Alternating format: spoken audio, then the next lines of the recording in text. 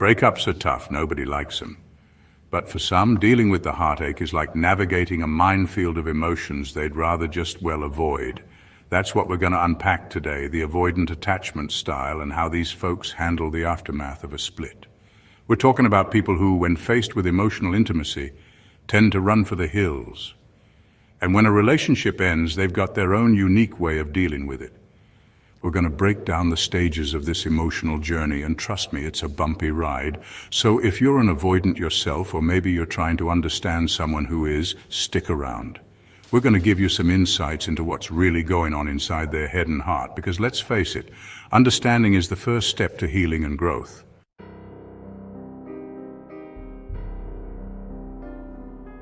Now, the first stage of this avoidant breakup journey is denial. It's a tricky stage, often cloaked in a facade of indifference and nonchalance. You see, denial isn't just a river in Egypt. It's a powerful defense mechanism that shields the heart from the initial shock of loss. When someone is in denial, they might go about their daily routines as if nothing has changed. They might even convince themselves that they are better off without their ex, that this breakup is a blessing in disguise. But deep down, there's a storm brewing.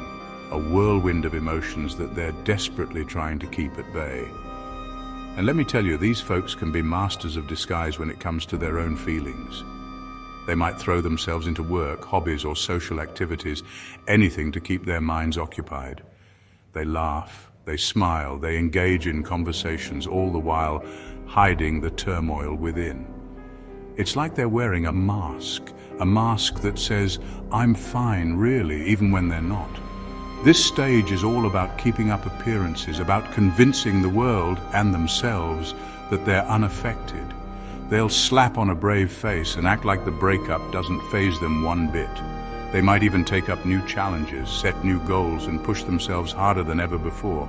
It's their way of proving, both to themselves and to others, that they're strong, resilient, and capable of moving on. But this bravado is often just a smokescreen, a way to distract themselves from the pain that lies beneath the surface. They might even convince themselves that it's not really over, that it's just a temporary blip on the radar. They hold on to hope, clinging to the belief that their ex will come back, that this separation is just a phase. They might replay old memories, read old messages, and look at old photos, all in an attempt to keep the connection alive. It's a way of avoiding the finality of the breakup, of refusing to accept that it's truly over. Oh, they'll come crawling back, they tell themselves. They imagine scenarios where their ex realizes the mistake they've made and comes running back, begging for another chance. It's a comforting thought, one that helps them cope with the immediate pain of the breakup. But this kind of thinking can also be a trap, keeping them stuck in a cycle of false hope and delayed healing. But deep down, beneath that tough exterior, there's a whole lot of hurt brewing. The pain of the breakup is still there, lurking in the shadows, waiting to be acknowledged. It's like a wound that hasn't been properly treated, festering and growing worse over time. And the longer they stay in denial, the more this pain intensifies, making it harder to eventually confront and heal. See, avoidants are often terrified of vulnerability. They fear opening up, showing their true emotions, and admitting that they're hurt. To them, vulnerability is a sign of weakness, something to be avoided at all costs. So they build walls around their hearts, walls that keep others out and their own feelings in. But these walls also prevent them from truly healing, from moving on and finding peace. They'd rather pretend everything's hunky-dory than face the pain head-on. They might immerse themselves in social gatherings, surround themselves with friends, and keep busy with activities. It's their way of escaping the loneliness and emptiness that comes with a breakup. But no matter how much they try to distract themselves, the pain is still there, lurking in the background, waiting to be addressed. But here's the thing, you can't heal what you don't acknowledge. Denial might offer temporary relief, but it's not a long-term solution. To truly heal, they need to face their emotions, to confront the pain and work through it. It's a difficult process, one that requires courage and strength, but it's also the only way to move forward. And trust me, that denial is just a temporary fix. It's like putting a band-aid on a bullet wound. It might cover up the surface, but it doesn't address the deeper issue. Sooner or later, the pain will resurface, and they'll have to deal with it. The longer they stay in denial, the harder it becomes to eventually face the truth and begin the healing process. It's like putting a Band-Aid on a bullet wound. It might offer some temporary relief, but it doesn't address the underlying issue. The pain is still there, festering and growing worse over time. And the longer they stay in denial, the more this pain intensifies, making it harder to eventually confront and heal. Sooner or later, that pain is going to bubble up, and they're going to have to deal with it. It's a tough journey, but it's also a necessary one. By facing their emotions, by acknowledging their pain, they can begin to heal and move forward. It's a process that takes time, patience, and a lot of self-compassion. But it's also the only way to truly find peace and closure.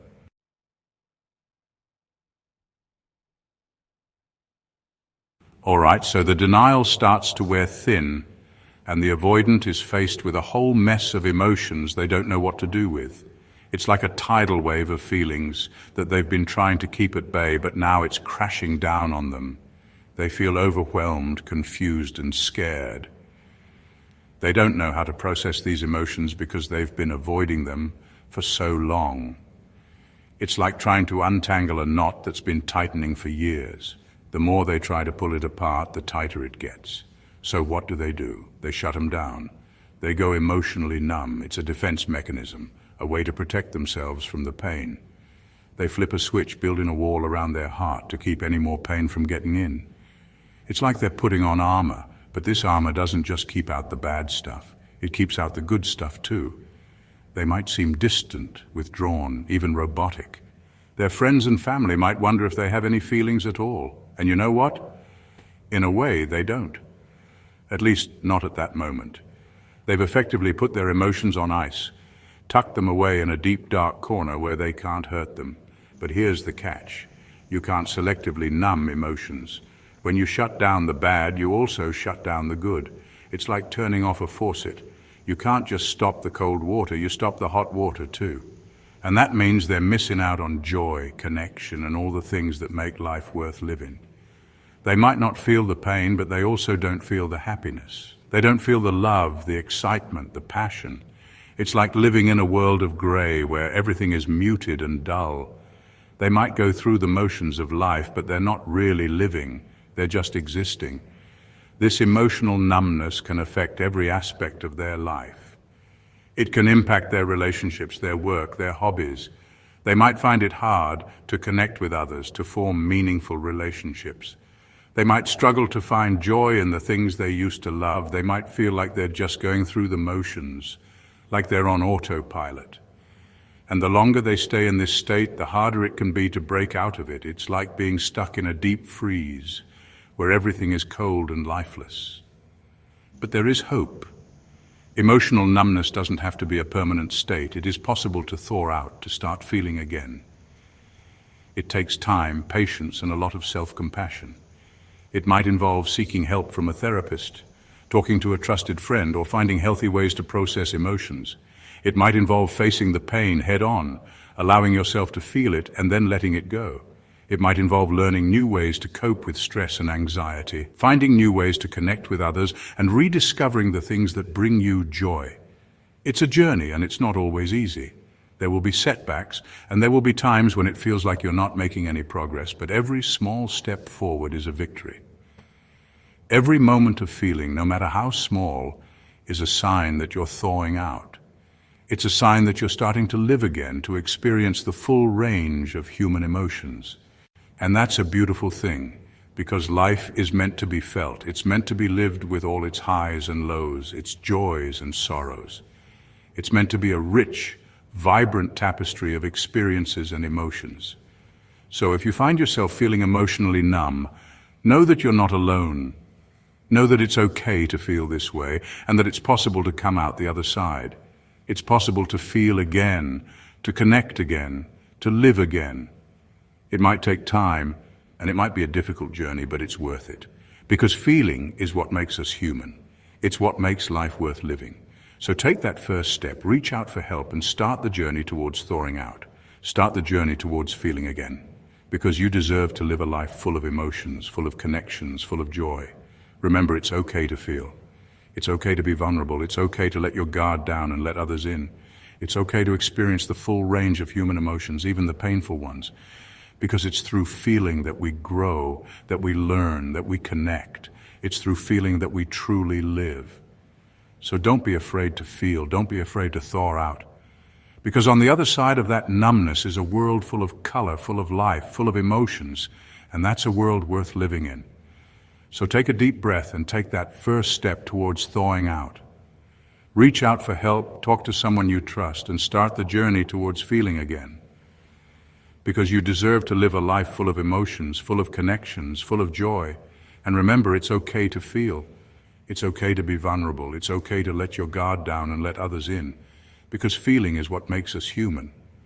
It's what makes life worth living. So don't be afraid to feel. Don't be afraid to thaw out. Because on the other side of that numbness is a world full of color, full of life, full of emotions. And that's a world worth living in. So take a deep breath and take that first step towards thawing out. Reach out for help, talk to someone you trust, and start the journey towards feeling again. Because you deserve to live a life full of emotions, full of connections, full of joy. And remember, it's okay to feel, it's okay to be vulnerable, it's okay to let your guard down and let others in, because feeling is what makes us human. It's what makes life worth living. So don't be afraid to feel, don't be afraid to thaw out, because on the other side of that numbness is a world full of color, full of life, full of emotions. And that's a world worth living in. So take a deep breath and take that first step towards thawing out. Reach out for help, talk to someone you trust, and start the journey towards feeling again, because you deserve to live a life full of emotions, full of connections, full of joy. And remember, it's okay to feel. It's okay to be vulnerable. It's okay to let your guard down and let others in, because feeling is what makes us human.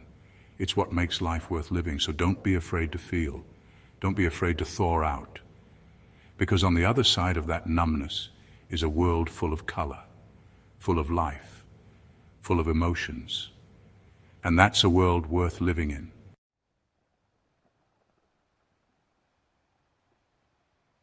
All right, so your heart's been ripped out, stomped on, thrown out the window. That's painful stuff. Now, an avoidant personality, they don't do pain. They'll run from it faster than a dog from a flea bath. So what do? They find something, anything to distract themselves. Work, hobbies, cleaning the grout with a toothbrush, you name it, they're on it. See, by keeping their minds occupied, they're keeping those painful emotions at bay. It's like building a wall in their minds, brick by painful brick, to keep that heartache from spilling over.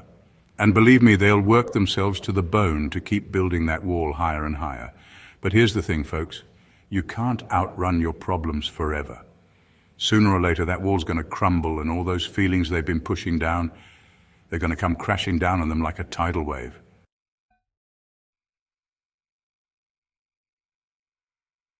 Okay, so the distraction tactics have started to wear thin. The pain is starting to seep through the cracks of that wall they built. Now what? Well, an avoidant personality, they're going to start looking for a way to rationalize the breakup. This is where they become masters of justification.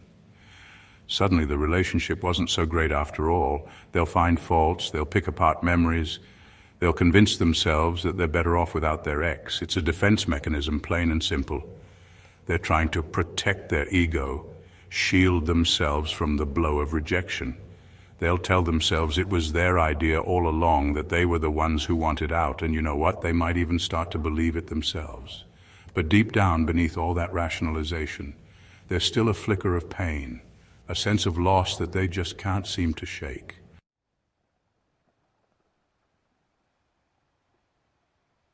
We've all been there. You stuff your feelings down, bottle them up, thinking they'll just magically disappear.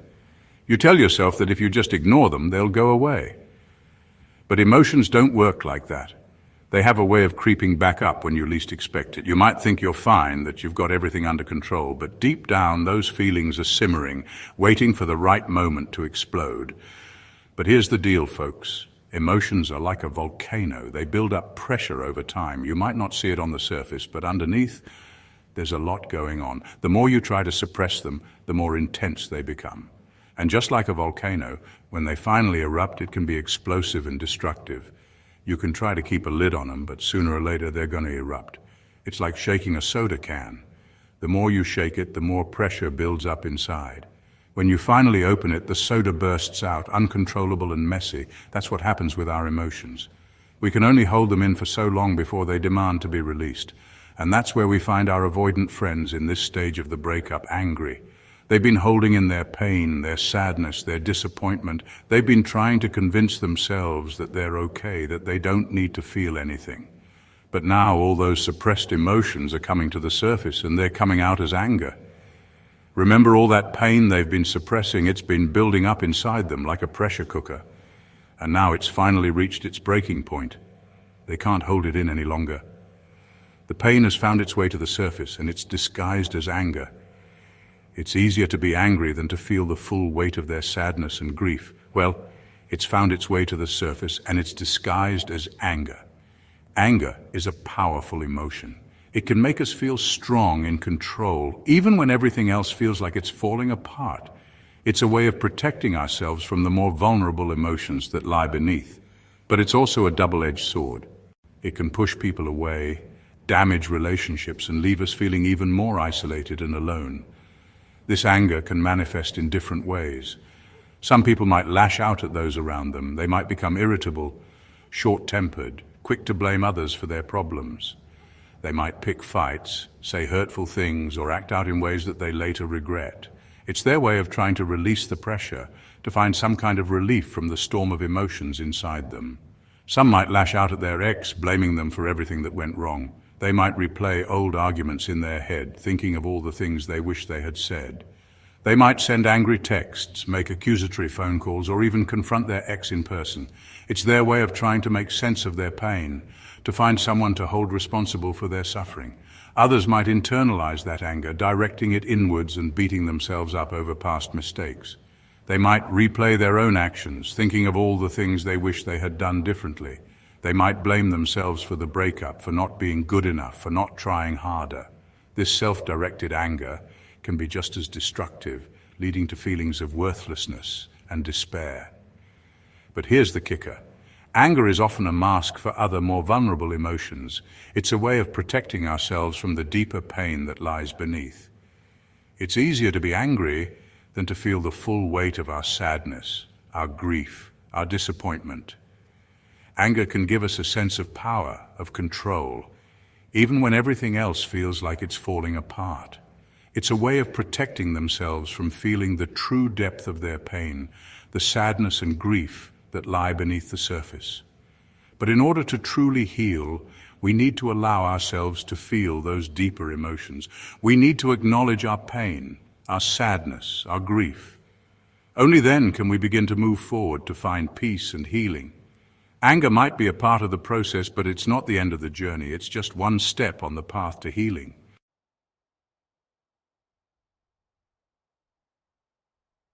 All right, folks, we're getting to the good stuff now. After the anger simmers down, the avoidance starts to reflect. Now, reflection ain't always pretty. It's about taking a hard look in the mirror. And let me tell you, sometimes you don't like what's staring back. This is where the avoidant might start to see their own role in the relationship's demise. They might realize their own patterns, their own shortcomings, their own part in the whole dang thing. See, it's easy to point fingers, to blame the other person, to make excuses. But reflection, that takes guts. That takes owning up to your stuff. And let me tell you something, it's not always comfortable. It can be downright painful to face those hard truths about yourself, but it's a necessary pain, folks. It's the only way to grow, to learn, to do better next time.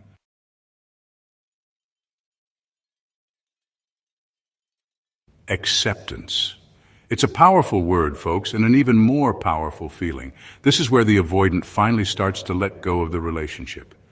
Not just physically, but emotionally, too. They start to accept that it's over, that there's no going back, and that maybe, just maybe, that's okay. They stop fighting it, stop trying to bargain with fate, and start to find peace with the way things are. This doesn't mean they wake up one morning and everything's sunshine and roses. It's a process, a journey, a roller coaster with its ups and downs. But the difference is they're finally strapped in and ready for the ride. They're ready to face the future, to embrace the unknown, and to open themselves up to the possibility of love again.